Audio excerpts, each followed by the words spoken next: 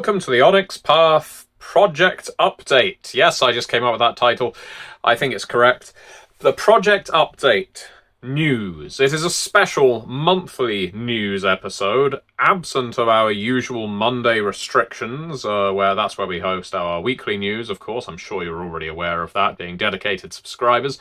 And this is something we're going to be doing at Onyx Path that is slightly different to our traditional blog updates. That's right. In previous years, we've been releasing monthly updates to confirm the project status of every single book we're working on. Now, we've noticed that doesn't get a huge amount of engagement and start a lot of buzz. So let's move it over to video. We announced this at the beginning of the month, and we posted a link to a form that you could fill in. If you want an update about any particular project, I would dive into that project, let you know the details of how that project's getting along, maybe tease a little bit of information that's going to be in there, something you may not have otherwise read or heard, and we could do a bit of a dive into different projects. Now, this is in its infancy, and this is probably going to be the biggest place where we're talking about it. You know, we mentioned it on the blog. I'm mentioning it here as well. And that form is linked in the video description below. You'll be able to find that link in there. So if you want an update on a project, you want me to get into the guts of a book that isn't out yet and tell you a little something about how it's getting on, when you can expect to see it, fill the details of that book in, and I will update you on these monthly update news episodes. Now, did we get any submissions for the month of January? Did we? Because no, nobody filled the form in. Presumably, we didn't advertise it in enough places. So here is the big call out, everybody. Fill the form in. If you want the monthly update, if you want to know how various books are getting on, you need to fill that form in and let us know which books you want updates on. But that doesn't mean I don't have updates for you. Because you haven't made any requests, I am commandeering this episode, and I'm going to talk a little about, well, firstly, let's talk about the month's releases. This month, as with all months, Onyx Path Publishing has been a busy one. We have released something every single Wednesday, starting with January the 1st, and as of time of release and recording, this Wednesday as well. Starting with January the 1st, we released the Aether audio drama. Now, this is something that I believe, did I solo write it? You know what? Sometimes it's easy to forget these things. And Eddie Webb developed it. And myself and a crew of other incredibly talented people recorded the voices for different characters in the Trinity Continuum Aether universe. And it takes you through an entire drama, starting with the Martian invasion in London and ending with our characters being somewhere extra-dimensional, maybe even the surface of Mars itself.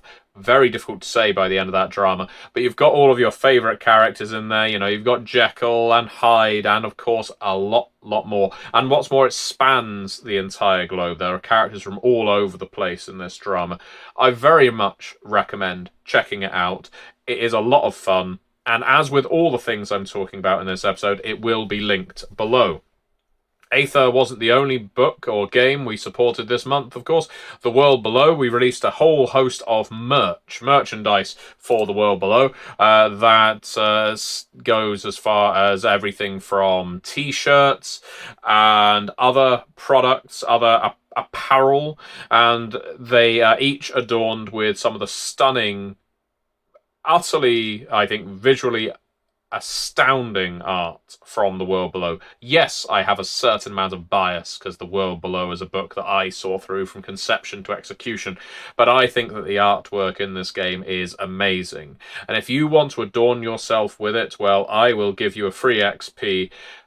Click the link below to find a myriad of options for how you can dress yourself like someone who lives in the vast underneath. I'm sure there's lots of characters wandering around in the world below wearing t-shirts that say The World Below provides on it. And again, we haven't stopped. That's only 2 weeks in, because we also did Trinity Continuum, the style guide. Now, what is a Trinity Continuum style guide? It is an ability to create authentic products for the game lines of the Trinity Continuum. You know, we have the Story Path Nexus via Drive-Thru RPG that allows you to create your own Trinity books and sell them.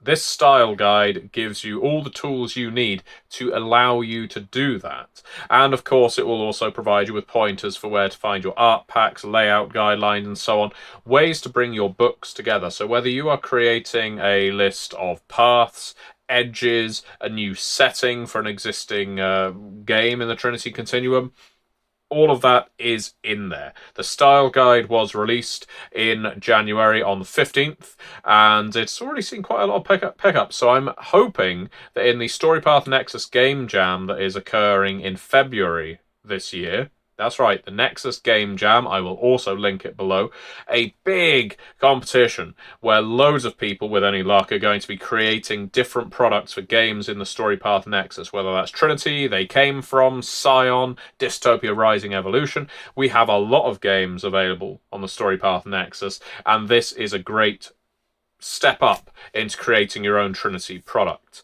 Next, we enter the world of darkness and Faces of Magic, as well as Forgotten and Forbidden Orders, or indeed Forbidden and Forgotten Orders for Mage the Ascension. It seems we have chopped and changed that title quite a lot during the course of development.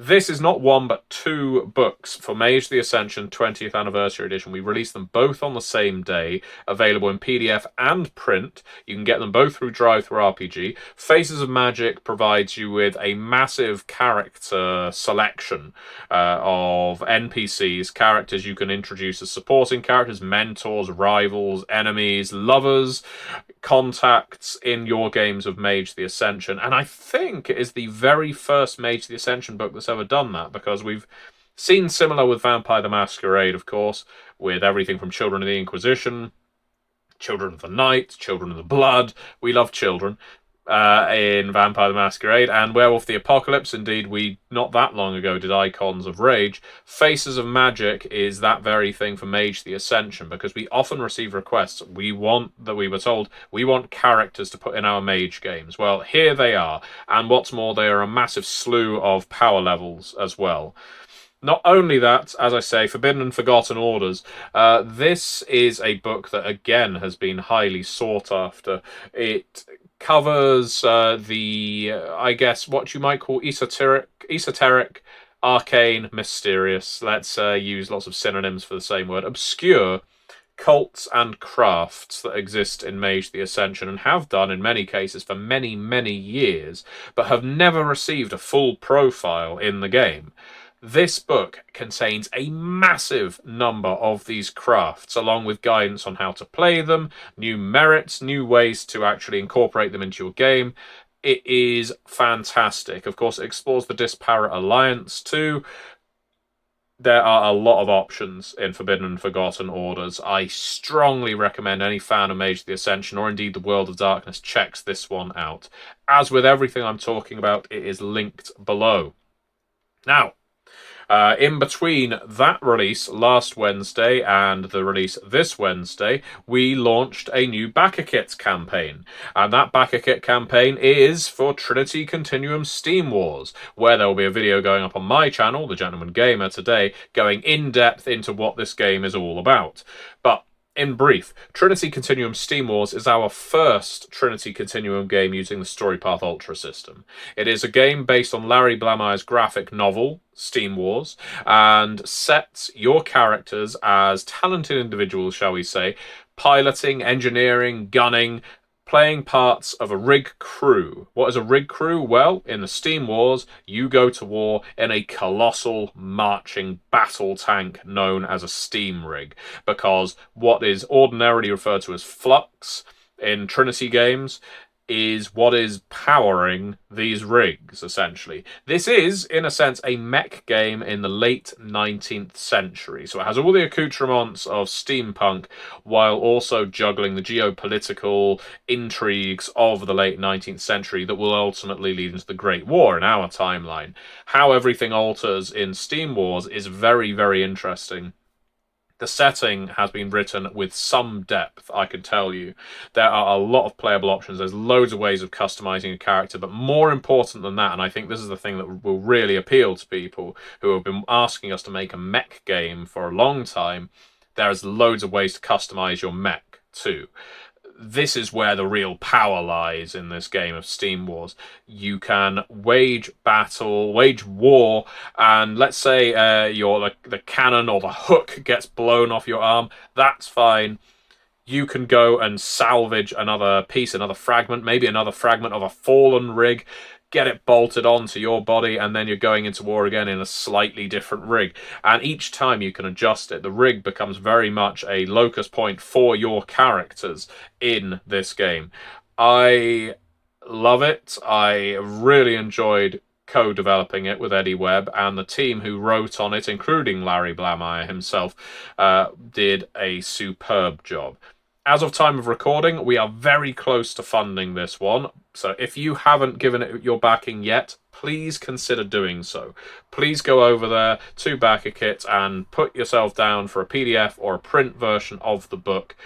We would love your support. This is a brand new game line for us. Of course, it is within the Trinity Continuum, but it is our first StoryPath Ultra Trinity Continuum game, and your support will mean a huge amount.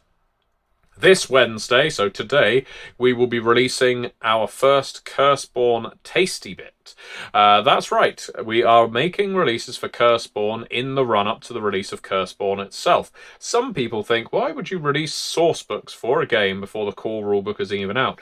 Well, these Tasty Bits, they're nice, they're short, they're punchy, they barely cost a thing, but they contain a lot of information, a lot of detail, new antagonists, new characters, new ways of playing your games, so that if you backed the Kickstarter campaign and have access to the manuscript, or even if you just bought the Ashcan version, the antagonists, the adversaries, the characters, the events, story hooks, and so on that we introduce in these Tasty Bits are there to, at least in this first one, which concerns doppelgangers. I wrote it, coming off a heavy Twin Peaks kick, which you'll be able to tell if you read it.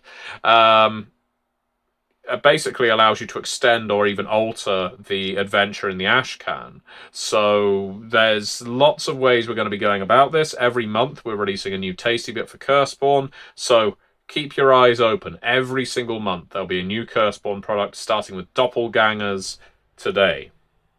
I mentioned the StoryPath Ultra or StoryPath Nexus Game Jam, and the Game Jam, as I say, is a way to get all of you excellent creative types creating.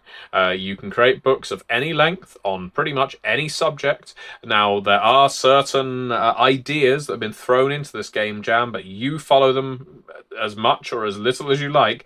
The whole point is to get people making things and collaborating with each other, talking to each other, coming up with ideas and putting them out there for sale. Because remember, what you sell through the game jam, ultimately, you're going to get a cut of everything you put out for the games we own. You know, it's obviously a divide, but you'll be putting your work in, and then you can sell them. So do it. I mean, it's a fantastic idea. I can already see on Discord loads of people amping up for it because it's starting in February. If you have an idea for something you want to release for Scion or They Came From or Trinity or any of the other StoryPath games that are on the StoryPath Nexus, now is a great time to put those ideas to work. Remember, it doesn't have to be long, and there are art assets available via the StoryPath Nexus, so you don't even have to buy new art unless you particularly want to. This is a great way. What's more, I've often said on the Onyx Pathcast that people who want to get hired as writers by Onyx Path Publishing or other companies, one of the best ways to get your foot in the door is create community content, because it shows that you're a self-motivator, it shows that you've got ideas, it shows you can put pen to paper or fingers to keyboards, and ultimately, it gives you something to display with your CV that says, I want to write, and what's more, I've already done so. So use this StoryPath Nexus Game Jam as a great way to get started on the road to writing RPGs. I think I think that is it. Everything I have spoken about is described or linked in the video description below.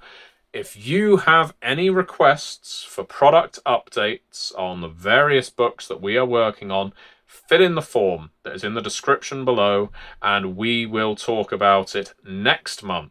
So make sure you make your request for every book you want an update on, and I will give you that update along with some sneak previews, some hints, some tips, some various little things that you won't have read and heard elsewhere.